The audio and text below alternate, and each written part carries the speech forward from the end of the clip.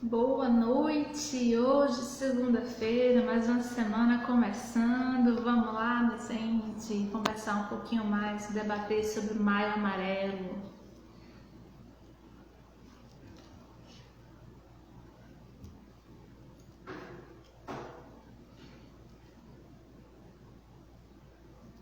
Vamos esperar um pouquinho para a gente poder conversar com a nossa convidada de hoje. Boa noite, gente, sejam bem-vindos! Sejam bem-vindos! Boa noite, boa noite! Bora conversar, vamos lá! Tudo bem com vocês? Muita coisa pra gente falar hoje, né? Sobre trânsito, sobre quem está dirigindo, sobre pedestre, muita coisa legal. Cebriusca, Letícia, Valceli, Teteu, boa, vamos conversar. Vamos chamar a nossa convidada de hoje para participar aqui com a gente.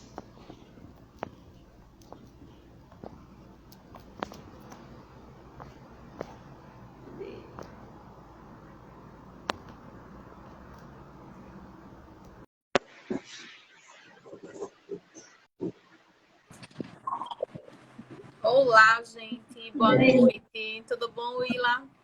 Tudo, e você, como é que tá? Tudo bem também, tudo ótimo. Então, boa noite, sejam bem-vindos. Obrigada pela presença de vocês. Quero apresentar a vocês Desiane Silva, que é psicóloga clínica, e ela é especialista em psicologia do trânsito. Hoje a gente vai conversar um pouquinho mais sobre essa campanha importante, né? Maio Amarelo, que esse ano veio como tema.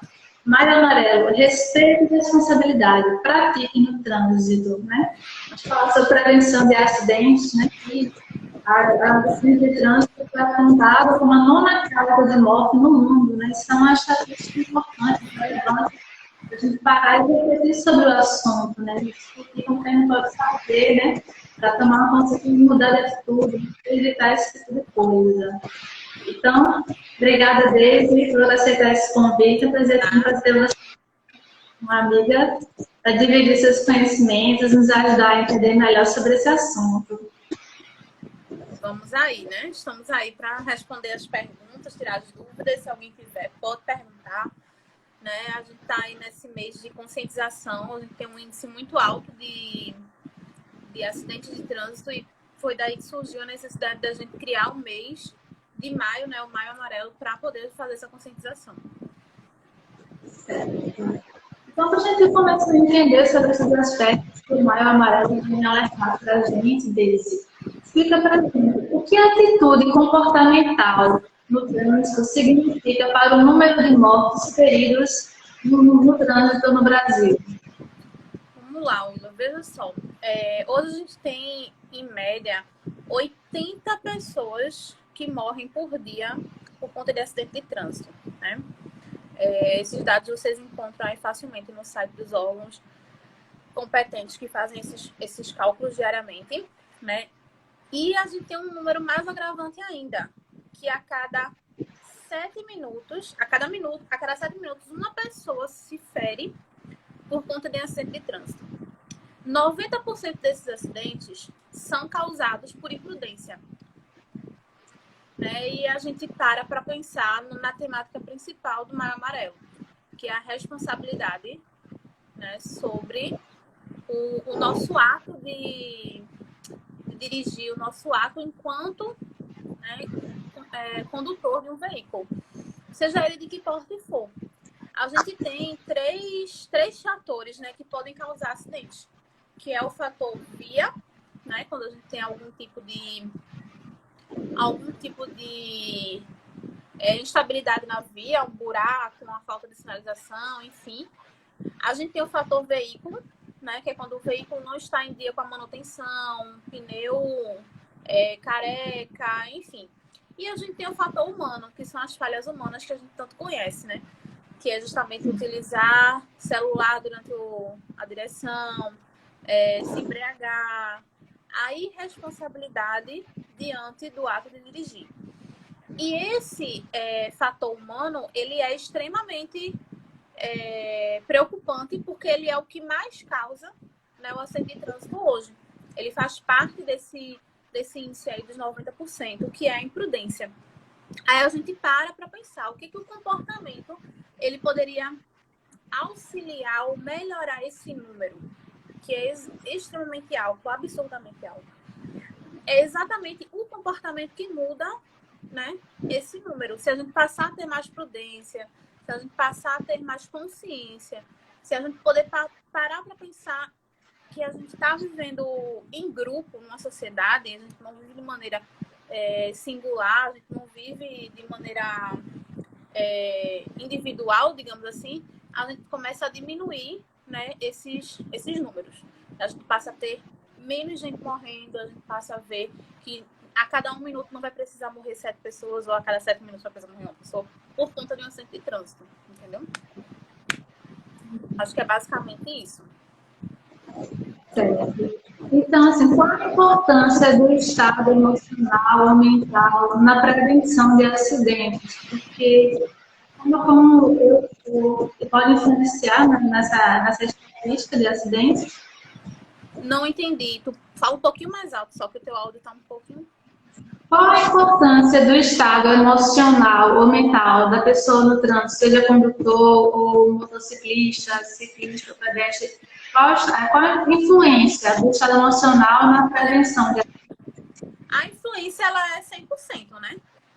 Inclusive, todo mundo que precisa tirar habilitação passa por avaliação psicológica, porque o estado emocional, né, o estado psicológico da pessoa, ele é fundamental para que você consiga conduzir o veículo de maneira completa. E por mais que as pessoas pensem somente da maneira mais subjetiva, de que eu tô bem, eu tô mal-humorado, eu tô bem-humorado, eu tô feliz, eu tô triste, o estado mental da pessoa não se resume a isso, né? A gente é muito mais do que só tristeza e alegria. A gente tem diversos outros sentimentos que nos envolvem. E todos esses sentimentos, eles mexem com o nosso sistema fisiológico de maneira completa, né? Diminuindo a nossa tensão, diminuindo a nossa concentração, mexendo de maneira completa com o nosso corpo, né? Dificultando, assim, a nossa coordenação motora, né? Uma pessoa que tem, por exemplo, crises de ansiedade, né?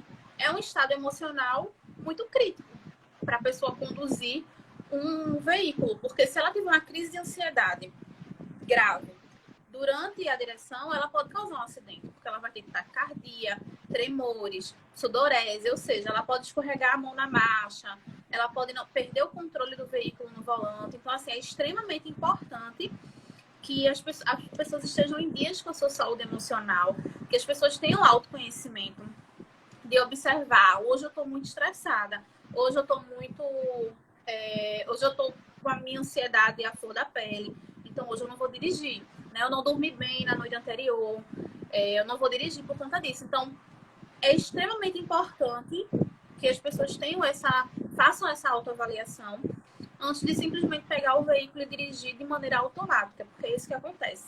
A gente nem percebe mais o ato da gente sair, pegar a chave do carro, tirar o carro da garagem e ir embora. A gente faz isso de maneira involuntária, de maneira automática. A gente não se percebe. Eu acho que falta muito das pessoas passarem a se perceber antes de realizar determinado comportamento, né? Determinada atitude, que é o ato de dirigir. Muito importante. Então, assim, deixa eu entender uma outra questão também muito importante, né? Quais os motivos que levam as pessoas a praticar as pegas, ou conhecidas também como rastros no trânsito? Né? O que leva as pessoas a fazer isso? Pessoal, inclusive a gente parar para pensar em um número também, uma estatística, que é daquelas 80 pessoas que morrem, né? Em média, 80 pessoas que morrem por conta de trânsito, por conta de acidentes de trânsito. 70% desses números são homens, né? Por que homens? A gente vive numa sociedade sexista, a gente vive numa sociedade extremamente machista. E os homens, a gente enxerga, obviamente, nós mulheres somos vítimas desse sistema. Mas os homens, eles também são vítimas, né? São vítimas por quê? Porque eles são ensinados desde o início que eles precisam manter a postura de rigidez, aquele homem que não chora, aquele homem que é duro, que tem uma certa... como é que eu posso dizer? Me fugiu a palavra agora. Enfim, uma masculinidade que tem que ser extremamente forte a todo momento, né? E isso a gente vê nos pegas, né? Obviamente que existe a questão do dinheiro, né? Das apostas financeiras que motivam muita gente e acaba, de fato, viciando como um jogo ou uma outra competição qualquer. Mas o que está muito em jogo ali é a adrenalina, né? O ato do controle da direção, ele se ver como um controlador daquilo ali, dele elevar o nível dele de adrenalina, e aquilo, de certa forma, causa prazer para algumas pessoas. E os homens, eles enxergam aquilo como mais uma forma de demonstrar, né, que eles não são frágeis, né? E por esse motivo que, na maioria das vezes, obviamente eu não vou generalizar, não vou dizer que é 100%, porque vai ter uma mulher aí que faz pega, né? Mas 99% das vezes são homens, né? São homens na faixa etária de 18 a 34 anos, tem uma certa imaturidade, né? Um grupo ainda muito imaturo, um grupo de jovens inconsequentes, e para quem não sabe, isso é crime, né? Racha é crime. E antes fosse somente o racha, ou pega por fazer ali numa via de madrugada ou numa via sem movimentação. Mas essa necessidade de adrenalina, essa necessidade de competição, ela acontece muito no dia a dia. Quando você está numa BR, por exemplo, e alguém quer simplesmente ultrapassar. Essa pessoa não está com pressa, não tem necessidade, e a pessoa quer simplesmente ultrapassar porque ela acha que tem que chegar primeiro que você em algum momento, né? Então, acontece muito isso, e isso é causado por uma imaturidade, por uma necessidade de elevar o nível de adrenalina, por se sentir bem ali no momento de perigo, né? E é extremamente perigoso, de fato. É verdade. É porque uma simples batida, né, desse, assim, um momento em que um carro corta o outro de forma irresponsável, pode acabar uma discussão, uma briga no trânsito, na verdade. E daí, em vez de um acidente, uma coisa leve que pode se tornar complicada por uma briga, né? Partir para agressão física, né? Quem sabe, outra por uma complicação maior. Exato. Só repete o final que paralisou aqui. Começou a chover, meu sinal de internet tá bem complicado aqui. Mas vamos nessa. Repete só o final aí, por favor. Então, assim, mesmo assim, nessa necessidade de passar, cortar outra pessoa no trânsito de forma responsável, pode até ser resolver uma batida simples, mas que não colocou ninguém em perigo. Então, essa batida simples, ou seja, de menor perigo, pode acabar numa discussão, uma briga de trânsito. E o perigo maior é justamente essa agressividade, né? Partir para agressão física, ou alguém sacar uma arma. Isso é muito perigo no trânsito. Isso parte muito daquilo que a gente havia falado, né? De como é que está o estado emocional desse condutor. Obviamente que engloba a questão da agressividade, ela engloba muito mais do que somente o contexto de trânsito. O contexto de trânsito é, às vezes, um gatilho para alguém explodir por alguma coisa, né? Às vezes a pessoa já está com algum problema de casa, uma irritabilidade do trabalho, brigou com o marido, está com preocupação com o filho. Dependendo do histórico de comportamento daquela pessoa, da impulsividade, aquela pessoa pode vir a ter um comportamento agressivo, não somente no trânsito, mas em qualquer outro contexto. E isso também é avaliado dentro da avaliação psicológica, que é feita antes da pessoa tirar a habilitação. Óbvio que, na minha opinião, né, essa avaliação ela deveria ser feita de maneira mais recorrente. Não é o que o órgão máximo determina. Mas a gente deveria fazer a autoavaliação, né? De como é que tá. A gente volta para aquilo que eu tinha dito. Como é que tá o meu estado emocional? Será que eu tô hoje bem? Será que aquele dia que a gente tá sem querer nem ouvir a voz de ninguém, que dirá uma buzina, né? Qualquer coisinha. Então, se a pessoa já tem um histórico de agressividade, se é uma pessoa que já anda armada, se é uma pessoa que... Então, assim, infelizmente a gente vai se deparar com pessoas agressivas, né?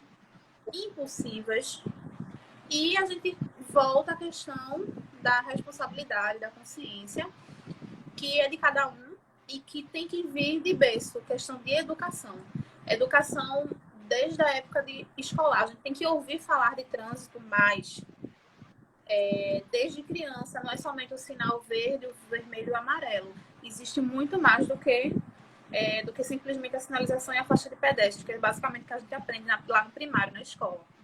A gente tem que reforçar que as crianças sejam educadas desde o início com uma consciência muito maior do que é o trânsito, do que é transitar, né? Então, assim, o estresse, a irritabilidade, a arrogância, a prepotência, o individualismo, o egoísmo, o sentimento de competição. Como é possível mudar de atitude no trânsito? Eu acho que a atitude vem a partir da conscientização. Né? A gente mexer de maneira mais forte, né? Na conscientização, de maneira que a gente consiga ressignificar aquilo para a pessoa, levar de fato o número de pessoas que são mortas diariamente por conta de um deslize, uma cabeça baixa no celular, né? E aquilo ali acaba destruindo uma família, né? Uma cervejinha que a gente acha que não vai fazer nada demais, não vai ser nada demais, a gente vai tomar ali só um copinho de cerveja e a gente acaba tendo o nosso nível de atenção, ele cai e a gente não percebe, porque de fato, dependendo da quantidade de bebida, da quantidade de álcool que a gente ingere, o nível de atenção ele reduz de maneira proporcional, né? Você bebe pouco, vai reduzir pouco, mas ele reduz e a gente não pode esquecer disso. E por mais que não seja percebido por mim, eu tenho que ter a consciência de que o álcool ele vai mexer no meu corpo de alguma forma, né? Ele é uma substância psicoativa, por mais que ele seja autorizado, por mais que seja uma droga lícita, não deixa de ser uma droga. E o que é uma droga? A droga é justamente tudo que mexe com a nossa consciência. Então, se mexe com a nossa consciência, eu tenho que estar ciente que eu não posso não posso dirigir sob o efeito de drogas, né? Então, é extremamente importante que a gente tenha essa consciência. Então, eu acredito que a irritabilidade, o estresse, isso parte do que eu te falei, da parte emocional, né? E o comportamento de arrogância, de prepotência, de individualismo, isso parte da questão educativa. Da gente ensinar desde o início, né? Como deve ser o comportamento em grupo, o comportamento social dentro do trânsito. O relacionamento interpessoal, né? No trânsito, assim, estranhos, precisa todo mundo chegar no seu destino, né? Todo mundo tem que respeitar o limite do próximo, não é isso? Exato. Então, assim, Deise, fala sobre a importância da reeducação dos condutores, né? Seja motorista, ou caminhoneiro, ou motociclista, infrator e a sua penalização no envolvimento em acidentes. Né? Qual a importância dessa reeducação? O que ela pode trazer com isso? Olha, a reeducação ela é extremamente importante e a gente tem que pensar que deve ser feita uma sensibilização muito forte, né, para esse condutor, que provavelmente ele tem muito a nos dizer sobre a irresponsabilidade dele com o trânsito, uma vez que ele já é um infrator recorrente, né, pode ser um infrator recorrente, porque para que a gente possa chegar ao momento de ter que reeducar esse infrator, ele não é punido com apenas uma única infração, né? Então, eu acredito que a suspensão total da habilitação, ela é uma forma muito eficaz da gente conseguir reeducar esse infrator. Por quê? A reeducação, ela é muito mais difícil do que aquilo que eu te falei, da gente fazer de base, de início. Né? Se a gente iniciasse a educação com as nossas crianças sobre trânsito, a gente não iria precisar reeducar um adulto infrator. Né? Então, isso aí é fato. Mas quando a gente chega a ter que reeducar um adulto infrator, isso vai depender muito da cultura local, de onde aquela pessoa vive. Por exemplo, aqui no Brasil, é muito difícil.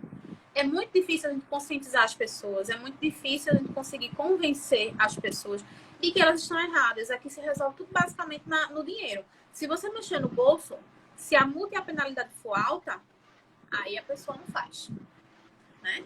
Então, por isso que eu acredito que a suspensão da habilitação, ela seja algo que é eficaz aqui no Brasil, né? Aqui no Brasil ela é algo que vem sendo eficaz, como, por exemplo, a multa por dirigir alcoolizado, é uma multa de quase 3 mil reais, 2.900 e alguma coisa, e ainda chega a perder a habilitação por 12 anos.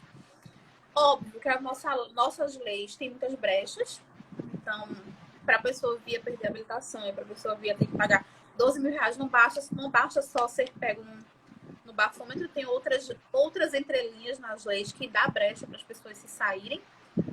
Mas eu acredito que para a nossa sociedade, as punições elas devem ser, sim, bem mais rígidas. Porque senão essa reeducação ela não funciona. Ela não funciona só na base do diálogo. Ela não funciona só na base da conscientização. Porque a nossa educação já foi falha. Se a educação tivesse sido na base do diálogo, aí sim funcionaria. Mas, infelizmente, como a gente não teve isso, hoje, com as pessoas que já são maiores de idade, que já dirigem, só vai funcionar mesmo na base da punição de perda de habilitação e de multa, né? E que a gente vem vendo aí sendo flexibilizado cada vez mais, que não pode, né? Na minha visão, não pode ser flexibilizado. Acho que tem que ser, de fato, bem mais rígido. E, a partir de agora, a gente iniciar a educação dos próximos condutores, né? Eu tenho um filho hoje de 2 anos de idade, então isso subentende-se que daqui a 16, 17 anos ele vai ser um condutor. Então, como é que eu explico o trânsito para ele? Acho que essa é a base, esse é o principal. Certo. Então, gente, à medida que vocês forem tendo dúvidas, podem colocar aqui nos comentários, que no finalzinho você vai também procurar responder, né? Isso, Daisy? As dúvidas. Aí. Vou colocar. Então, vamos lá, Daisy. Sobre essa questão, esse ponto que você falou da impunidade. Então, a impunidade, a fiança, o relaxamento da pena, podem perpetuar esse tipo de comportamento em trânsito desses condutores? Com certeza, né? Aquilo que eu te falei, a gente precisa investir mais na educação, né, de trânsito. E a gente precisa ter órgãos que sejam bem mais rígidos. Né? Com certeza, depende muito, obviamente que depende muito da cultura, da localidade das pessoas. Então, existem países onde não é necessário, né? Onde a forma como as pessoas são ensinadas a dirigir, as escolas de trânsito, né? Tem país que nem tem escola de trânsito e aqui a gente tem toda uma rigidez para poder tirar a habilitação e você vê que não funciona, né? Porque a pessoa sai da autoescola, muitas vezes aquelas aulas teóricas que são extremamente importantes, todo o conteúdo entra por um ouvido e sai por outro, né? A pessoa não tem sai da autoescola sem ter a menor consciência do que é o trânsito, do que é transitar, do que é um ato de sociedade, é um ato de ser feito em sociedade, em grupo. E, infelizmente, não funciona, né? Então, a gente precisa, sim, ter normas mais rígidas, a gente precisa ter órgãos que sejam eficazes na fiscalização e a gente precisa investir bastante na educação dos futuros motoristas, né? Então, assim, beleza. No que consiste essa reeducação do motorista? Ela é feita ao longo da trânsito? Como é esse acompanhamento desse motorista que faz a educação? Você fala da educação de base, educação de início, não é isso? Cometeu a infração, foi envolvido num acidente, ele vai ter que passar pelo processo de reeducação. O que consiste o processo de reeducação? Ele tem que retornar, né? Ele tem habilitação suspensa. Se não me engano, a partir de 20 pontos, a pessoa já perde o direito de dirigir. Se ele ganhar 20 pontos de infrações durante 12 meses.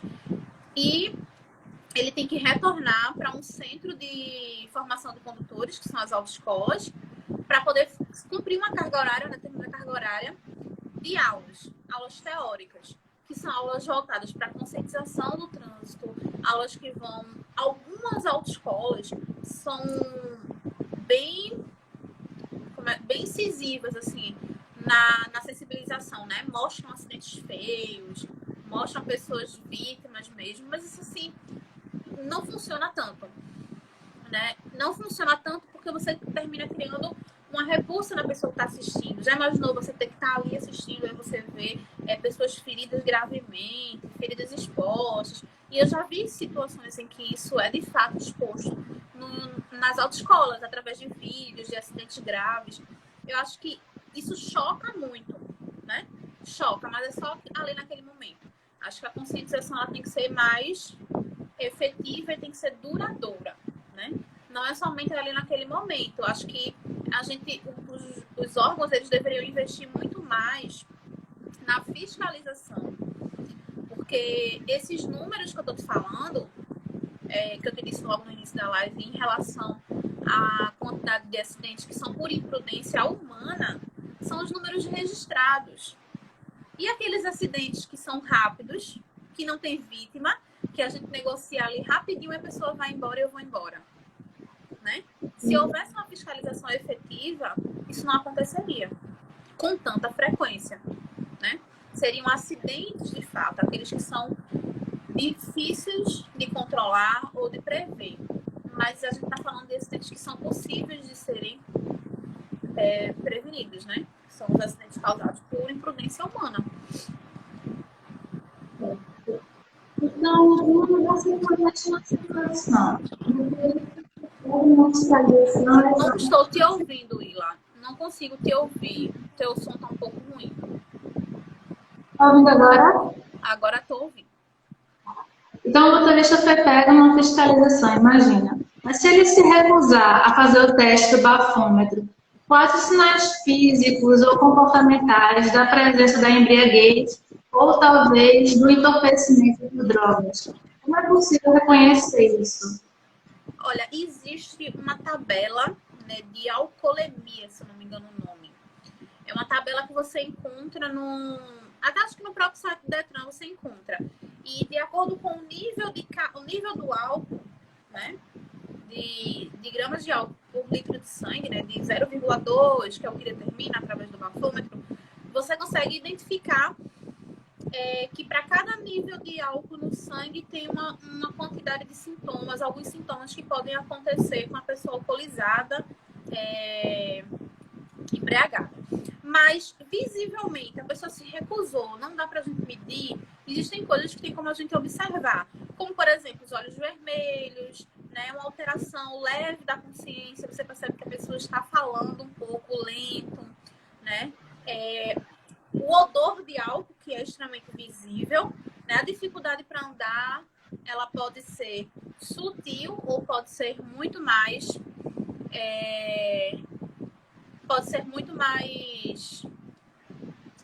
visível, assim, às vezes a pessoa está extremamente desequilibrada, mas vai depender do nível do álcool. E distorções na fala. Às vezes a pessoa fala de maneira mais lenta e acaba distorcendo algumas palavras do discurso. Você tem que observar bastante o discurso da pessoa, né? Além de também você conseguir observar a pupila da pessoa que se está dilatada. Isso é um índice de não só o uso do álcool, mas de qualquer outra droga. O uso da maconha, o uso uso da cocaína, ele dilata, dá uma leve dilatada na pupila, então você consegue observar que a pupila da pessoa está dilatada. Existem algumas coisas, aí são muitos, porque depende muito de cada tipo de droga. Né? Tem drogas que têm efeito alucinógenos, a pessoa falar coisa com coisa, a pessoa está extremamente alucinada, fora de si. Tem droga que tem efeito de estímulo, né? Que vai deixar você mais ofegante. O álcool, por exemplo, ele deixa você bem mais ofegante e aumenta o batimento cardíaco e acelera a respiração. Né? A pessoa às vezes respira fundo para poder exalar o álcool, porque o corpo ele tende a colocar o álcool para fora. Então a respiração também é um ponto que dá para a gente observar. E andar, fica fazer a posição do número 4, né? Com as pernas, não é mentira, tá, gente? Não é lenda, funciona bem. Porque a pessoa perde, de fato, o equilíbrio. Tem uma pergunta aí. Bom. Posso ler? Pode, à vontade. A Aline Alves está perguntando, né? Quando fiz a renovação da minha habilitação, não sabia que o psicotécnico era para carteira remunerada. Por que essa diferença? Aline, vê só. De fato, não deveria existir a diferença, né? Todo mundo que fosse renovar a habilitação, na minha percepção, deveria passar por uma avaliação psicotécnica. E sem contar que o psicotécnico, existe a norma do Detran de que deve ser feito, quando você faz, é o psicotécnico que determina se a sua habilitação vai ter duração de 5 anos, de 2 anos ou de 3 anos. É o teste psicotécnico que vai determinar isso, né? Só que você concorda comigo que uma pessoa que está com depressão hoje, ou está com um estado emocional abalado hoje, não é aprovada no psicotécnico, ela não necessariamente estará assim no próximo ano. Concorda? Do mesmo jeito que uma pessoa que está muito bem hoje, ano que vem ela pode não estar bem. E, por esse motivo, a avaliação ela deveria ser feita com uma frequência muito maior.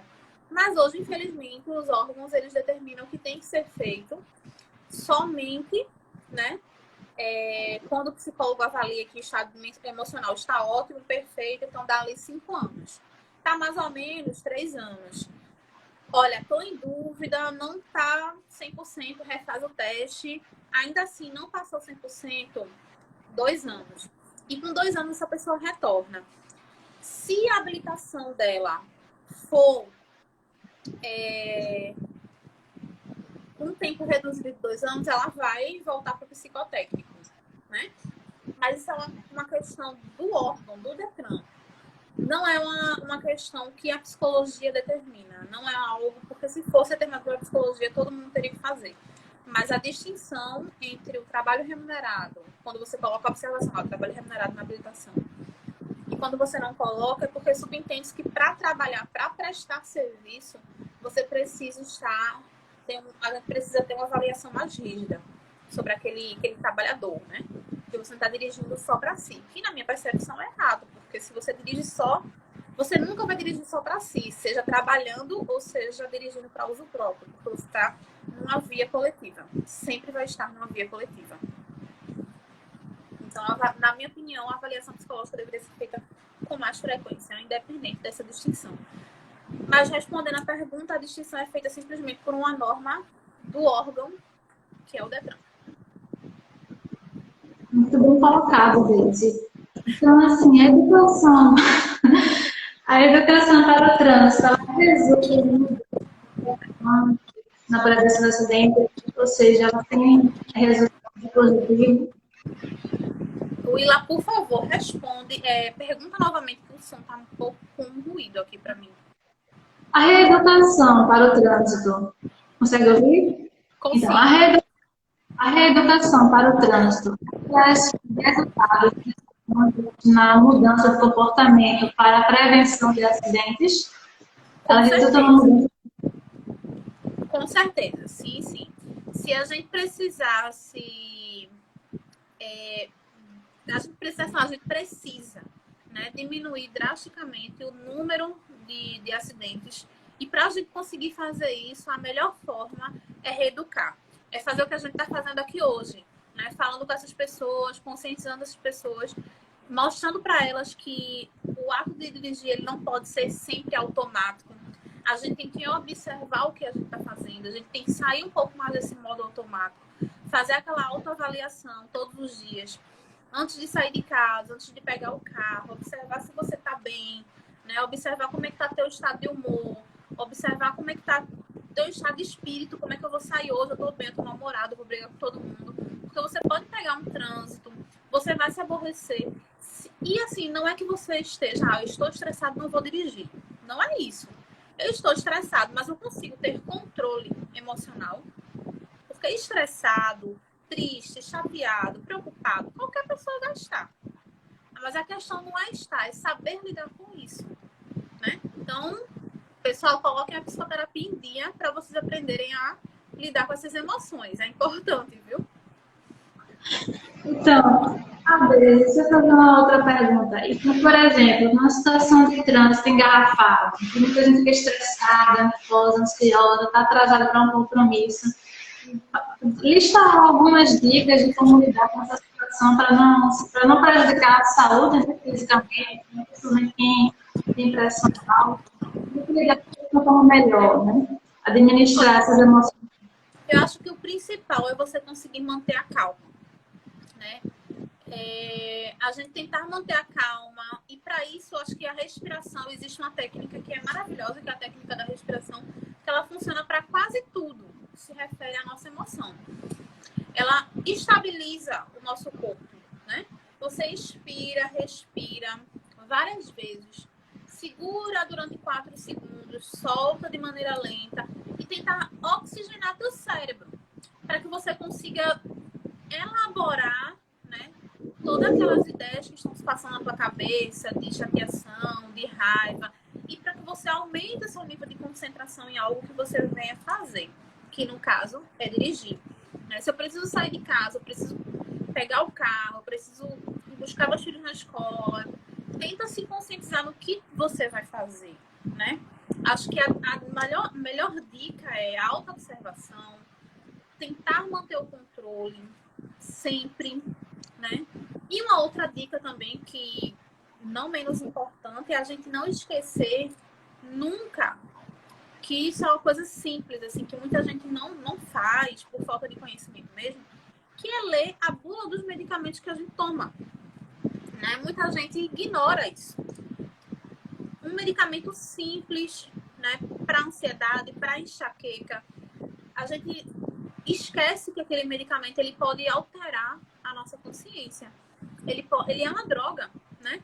Todo medicamento é uma droga. Então a gente precisa ler a bula do medicamento que a gente está tomando e saber se ele vai alterar a nossa consciência de alguma forma, né? Se ele vai causar sonolência. Um antialérgico causa sonolência, né? Um remédio para enjoo, como por exemplo o Dramin, muito conhecido, causa sono. Então muita gente ignora isso. E aqui, por conta desses fatores pequenos do dia a dia, a gente acaba causando acidentes de pequeno a grande dimensões, né? E alguns chegam a ser fatais por conta de uma pequena bobagem no nosso dia a dia, que poderia ser evitado, né? O uso do celular, eu acho que é algo que, assim, é extremamente perigoso. Hoje em dia, as redes sociais causam uma dependência muito grande para as pessoas, então as pessoas não conseguem pausar ali 20, 30 minutos do percurso que vai fazer, não conseguem deixar de atender uma ligação, não conseguem deixar de ignorar uma mensagem por alguns minutos, né, no volante. E o ato da gente simplesmente baixar a cabeça para pegar o celular, ou até mesmo colocar o celular ali no painel pendurado, mas a gente dá aquela olhada de longe, conversar, distrai, tira a nossa atenção. Então, acho que é extremamente essencial que a gente tome cuidado com todos esses detalhes. E que no momento em que a gente entrar no carro para dirigir, que a gente ligar o carro, que a gente se concentre apenas ali no que a gente está fazendo. E o principal, a gente agir de maneira defensiva, né? A direção defensiva é extremamente essencial. A gente não tem que dirigir só por nós, a gente tem que, infelizmente, dirigir por nós e pelo outro. A segurança, ela não é somente individual, a segurança, ela tem que ser coletiva. Então, assim, Deise, qual a melhor forma de assumir uma postura positiva e de respeito no trânsito? Ainda que você já falou aqui. Desculpa, como assumir uma postura? Qual a melhor forma de assumir uma postura positiva e, assim, educação de respeito no trânsito? De educação e de respeito no trânsito, né? Olha, eu acho que a melhor forma de você assumir uma boa postura de responsabilidade, de conscientização, é você, a partir do momento que você quer tomar, eu subentendo que a partir do momento que você quer quer ter uma responsabilidade, quer tomar boas iniciativas no trânsito, você já é uma pessoa que tem essa educação, né? Você já tem essa educação prévia. Então, eu acho que a melhor parte é você conscientizar o outro, né? É você conscientizar. No momento em que você parar no trânsito por conta de uma discussão com alguém que ultrapassou, alguém que fechou ali, ao invés de você ir bater de frente, porque existe muito a ideia de que se tu falar alto, eu vou falar mais alto ainda. Daí ninguém se entende, né? E a gente acaba tendo aquela discussão, aquele desentendimento. Caramba, se alguém te xingou, né? Não fala nada. ignora. Não vai para rebater. Ou então, se você tiver a oportunidade, né, fala com aquela pessoa, olha, não precisa disso. Tenta conscientizar de alguma forma. Eu acho que o diálogo, ele é a chave para tudo ou quase tudo. Para quando se vive em grupo, que é o nosso caso. A gente vive num mundo, a gente precisa do outro. Então, a gente vive em sociedade. Então, para conseguir a gente conviver em harmonia com o outro, é essencial que a gente mantenha um bom diálogo. E eu acredito que a educação, né, ela não tem que ser só minha. Se eu tenho essa consciência, se eu tenho essa responsabilidade, eu não vou ficar só para mim. Eu vou passar para o próximo. Passar para alguém que dirige, observar algum tipo de comportamento e não só chamar atenção no intuito de você está errado e eu estou certo, mas chamar atenção no intuito de instruir, porque muitas vezes a pessoa não tem a instrução adequada, né? Um colega teu que passou uma noite numa balada e no outro dia vai dirigir, caramba, ele não dormiu bem. Será que já está num estado bom de pegar o carro e dirigir no outro dia, né? Uma noite mal dormida, uma noite em claro. Daí cabe a você. Se você observou isso, vai lá, conversa com ele. Então, acho que é extremamente importante a gente não só ter o conhecimento para si, mas a gente educar o outro também. Acho que é o primordial. Também, assim, tem aquela questão, por exemplo, eu não estava com 2, 3, 5 pessoas, que o comportamento das pessoas dentro desse mesmo carro também pode influenciar, né? Se de repente surge uma discussão, ou muita conversa, muita distração, isso pode complicar, não é? Exato, exatamente. Então, assim, quando a gente tá... Eu costumo dizer que, assim, pensar que o trânsito... A gente tem que pensar que o trânsito, ele não é somente o carro e o motorista. O trânsito é todo mundo que transita naquela via. Então, ele é composto pelo carro, pelo motorista, pelo pedestre, pelo passageiro. Então, todo mundo que está ali faz parte do trânsito, né? Em alguns momentos, tá um casal no carro, né? Um dos parceiros estão dirigindo e o outro está discutindo. Gente, é hora de discutir, né? É hora de você querer tirar a atenção daquela pessoa naquele momento. Talvez não seja o momento, né?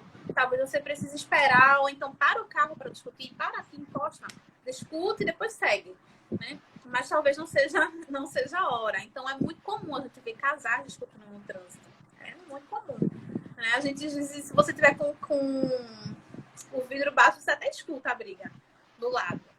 Né? Dos casais discutem no trânsito. Criança, né, que às vezes está no banco de trás, está assistindo algo, um desenho, e eu acho muito bacana aqueles os DVDs, tela de TV que é atrás, porque não distrai o motorista, né? A luminosidade, o som, tudo isso atrapalha. Então, eu acredito sim que as pessoas que estão dentro do carro, elas podem atrapalhar, né? Ou ajudar no estado de concentração do motorista, sim. Então, é extremamente essencial, né, que o grupo, né, que está dentro do carro, ele auxilie o motorista para que a atenção dele não se perca, né? Não se desesperando, não gritando, então não discutindo, não ouvindo música alta. É extremamente importante que seja mantida a concentração e entenda-se que o trânsito ele não é somente um ato automático de dirigir, né? Assim como o pedestre, nós como pedestres também, quem não dirige, né? Quem dirige também em algum momento está fora do carro, a gente também tem que ajudar. A gente também tem que entender que existem regras para nós, pedestres, e para os condutores. Atravessar na faixa, observar o sinal, não é somente para o motorista, é também para o pedestre. A questão da educação ela é conjunta. Não adianta o motorista estar ali extremamente concentrado se o pedestre passa fora da faixa e ele causa um acidente por conta do pedestre. Muitas vezes a gente culpa somente o motorista, né? Mas o pedestre ele tem também que ter a parcela de responsabilidade de conscientização dele. E é interessante, né, que você falou na Europa, né, mas também em algumas cidades aqui no Brasil, quando o pedestre ele para na faixa de trânsito, o motorista automaticamente reduz e para esperar a pessoa passar, né, ou os pedestres passarem, né? E isso é uma questão cultural. É aquilo que eu estava te falando. A cultura, a educação ela faz parte da cultura. Né? Aqui a gente não tem essa cultura, porque não é proveniente da nossa educação. Não advém da nossa educação. Então, assim, as escolas elas deveriam investir mais na educação voltada para o trânsito. As famílias deveriam investir mais na educação voltada para o trânsito. Não é somente ensinar o sinal, a faixa de pedestre. É muito mais do que isso, né? É o companheirismo, é o pensar no outro, é o trabalho em grupo, é viver em sociedade. Trânsito é isso, é parceria. Interessante, porque amanhã vai completar 10 anos, né, que foi lançado aquele desafio, o decreto, né, para tentar reduzir o número de acidentes no trânsito e de mortes e feridos, né, por isso que se fez a campanha Maio Amarelo, mas nesses 10 anos que tiveram essa campanha não atingiu esse objetivo ainda, né, foi lançado novamente, né, e por isso que a campanha desse ano 2021 está valendo sobre, eu achei muito interessante, ela vem destacar o fator, a questão da empatia, né? Do pensar no outro, de respeitar o outro. Muito interessante e eu acho bastante relevante. Nesses próximos 10 anos. É justamente isso. As pessoas têm que começar a pensar o trânsito como algo que é feito por todos e não somente por uma pessoa. O carro, ele representa para as pessoas um símbolo de poder, né? De independência. Então, você ter um carro é você ser independente, é você ter poder. Tanto é que no trânsito existe uma briga muito grande, porque tem um carro maior. O maior carro é o que vence. Então, uma briga do maior. Se você está passando com um carro pequeno e vem um ônibus, ou você passa, ou o ônibus passa por cima de você. Ou você para, ou o ônibus passa por cima de você. Então, você tem que se controlar ali. Porque existe essa briga de poder no trânsito. Não existe parceria, não existe a empatia de pensar que ali existe uma via com 2, 3 faixas e que se cada um andar na sua faixa e se cada um obedecer as regras que estão previstas para aquela via, todo mundo consegue atingir o objetivo que é chegar no seu destino, né? De maneira segura. Mas existe uma competição, quem chega mais rápido, quem é maior, quem manda mais, então quem vai comer poeira no trânsito, né? Então, assim, gente, a gente tem que parar, né, de pensar de maneira competitiva. Trânsito não é pista de corrida de Fórmula 1. Trânsito é uma via onde passam todos os tipos de pessoas, né? Pessoas jovens, pessoas idosas, crianças, adolescentes, famílias se acabam por conta disso, por conta dessa imaturidade, dessa falta de consciência, dessa falta de responsabilidade. Então é extremamente importante que a gente passe a pensar o trânsito como um ambiente, mais um ambiente onde a gente vive em sociedade. Né? Obrigada por falar pelos seus esclarecimentos, né? Esse conhecimento é muito importante para a gente entender, pensar diferente, né, daqui para frente. Seja motorista ou motociclista, ciclista também, né? Porque tem alguns da ciclofaixa, outros por ciclovia e outros ainda não tem ainda, né? Então é uma questão para ser ampliada também. E pedestres. Todo mundo precisa ter a sua consciência, seu comportamento adequado para o momento, né? Exato, a gente se choca muito, assim, mas com acidentes, como a gente vê aí o Covid matando muita gente, um avião cai, mata muita gente, mas a gente tem que entender que, gente, a cada 7 minutos uma pessoa está ferida por conta de um acidente de trânsito, isso é um número muito alto. 80 pessoas por dia, em média, morrem por conta de trânsito. Então, isso não choca as pessoas, porque as pessoas não estão vendo isso nos noticiários 24 horas por dia.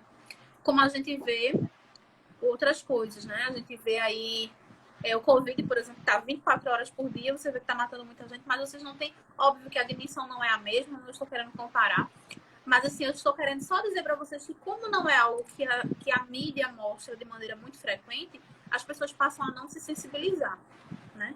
Mas a gente precisa entender que esse número é alto, esse número existe, a consciência precisa existir também. E a gente precisa tomar a educação não só para a gente, mas para o outro também. A gente tem que começar a agir em parceria. Essa estatística é de âmbito estadual ou nacional, Daisy? Elas são nacionais. São nacionais. O site, eu acho que é o site do RINAINF, né? Registro Nacional de Infrações de Trânsito. Um registro de 2019. Isso porque o de 2020 ele já é um pouco mais alto. Então, nossa, muito importante. Eu agradeço muito por aceitar o convite. Com certeza você nos enriqueceu com essa perspectiva sobre essa questão da educação e o comportamento, né? Porque o estado emocional, tudo isso é importante pensar antes de sair de casa. Muito obrigada, Deus, pelo convite, pelo que você trouxe para a gente. Agradeço pelas pessoas que estiveram aqui também, espero que tenham ajudado também e ajudado a pensar e refletir um pouco mais para frente, não é? Verdade. Agradeço também o convite, Willa, de poder participar, de poder partilhar um pouquinho do conhecimento, de trocar ideia, né, sobre essa temática tão importante. Se alguém tiver alguma dúvida, pode mandar aí para mim no direct depois, tá? E a live vai ficar salva, né, Willa? Então, compartilhem com as outras pessoas que não assistiram, porque são dicas extremamente importantes, né? Deixem a terapia em dia, durmam bem, tomem consciência do que vocês vão fazer no trânsito quando vocês saírem de casa, tá? E se beber, não dirija. Não dirija. Vou deixar uma caixinha de perguntas para as perguntas que possam surgir daqui para frente e vou te passar, tá? Tá certo, ok. Respondo todas. Maravilha, muito obrigada mesmo. E até o nosso próximo encontro. Espero que tenham gostado. E é isso, né, gente? Obrigada. Boa noite para vocês. Boa noite. Tchau, tchau. Tchau.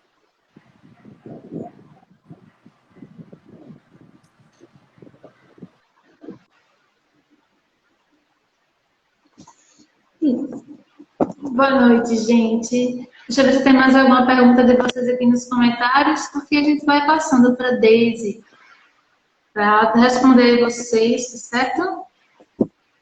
E... Bom, vou deixar nas stories. A gente vai conversando hoje e durante a semana, tá bom? Muito obrigada, gente. Até o nosso próximo encontro. Boa noite.